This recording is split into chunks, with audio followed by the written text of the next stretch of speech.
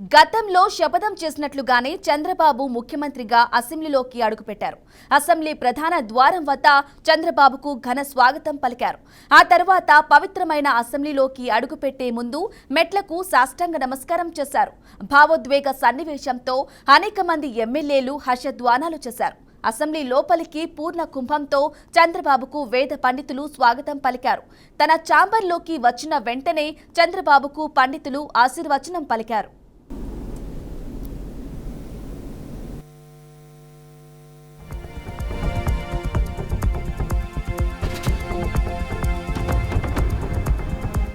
CM chamber నుంచి అసెంబ్లీలోకి చంద్రబాబు అడుగు పెట్టగానే సభ్యులు లేచి నుంచోని హర్షధ్వానాలు వ్యక్తం చేశారు. డిప్యూటీ సీఎం పవన్ కళ్యాణ్ చంద్రబాబును ఆలింగనం చేసుకున్నారు. సభ ప్రారంభం కాగానే ప్రొటెం స్పీకర్ గోరంట్ల బుచ్చయ్య చౌదరి ముందుగా చంద్రబాబు చేత ప్రమాణ స్వీకారం చేయించారు.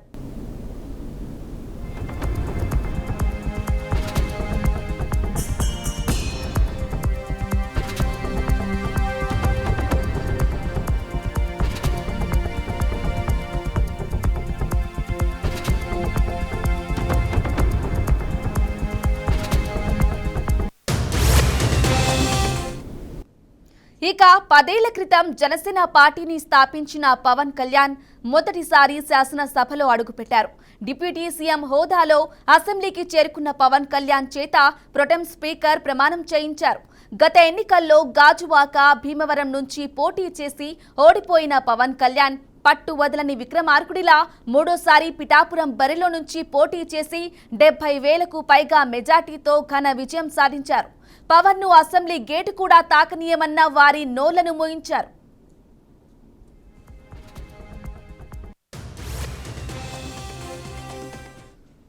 కొణిదెల పవన్ కళ్యాణ్ అనే నేను శాసనసభ సభ్యుడిగా ఎన్నికైనందున శాసనం ద్వారా నిర్మితమైన భారత రాజ్యాంగం పట్ల నిజమైన విశ్వాసం, విధేయత చూపుతానని, భారతదేశ సార్వభౌమాధికారాన్ని, సమగ్రతను కాపాడుతానని, నేను స్వీకరించబోయే కర్తవ్యాన్ని శ్రద్ధాశక్తులతో నిర్వహిస్తానని దైవ సాక్షిగా ప్రమాణం చేస్తున్నాను.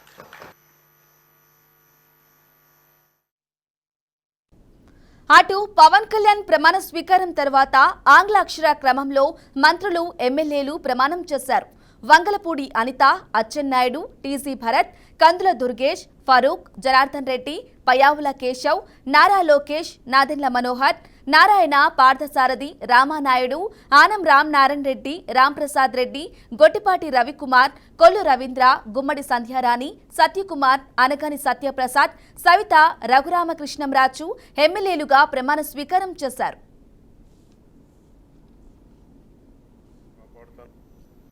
అనితా వంగలపూడి అనే నేను శాసనసభ సభ్యురాలిగా ఎన్నికైనందున శాసనం ద్వారా నిర్మితమైన భారత రాజ్యాంగం పట్ల నిజమైన విశ్వాసం, విధేయత చూపుతానని, భారతదేశ సార్వభౌమాధికారాన్ని, సమగ్రతను కాపాడుతానని, నేను స్వీకరించబోయే కర్తవ్యాన్ని శ్రద్ధాశక్తులతో నిర్వహిస్తానని దైవ సాక్షిగా ప్రమాణం చేస్తున్నాను.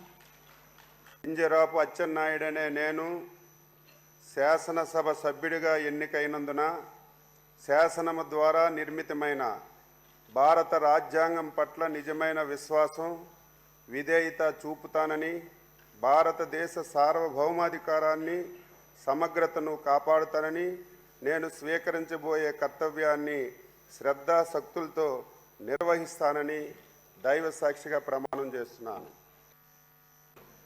నారా లోకేష్ అనే నేను శాసనసభ సభ్యుడినైన ఎన్నిక అయినందుకు శాసనం ద్వారా నిర్మితమైన భారత రాజ్యాంగం పట్ల నిజమైన విశ్వాసం, విధేయత చూపుతానని, భారతదేశ సార్వభౌమ అధికారాన్ని, సమగ్రతను కాపాడుతానని, నేను స్వీకరించబోయే కర్తవ్యాలను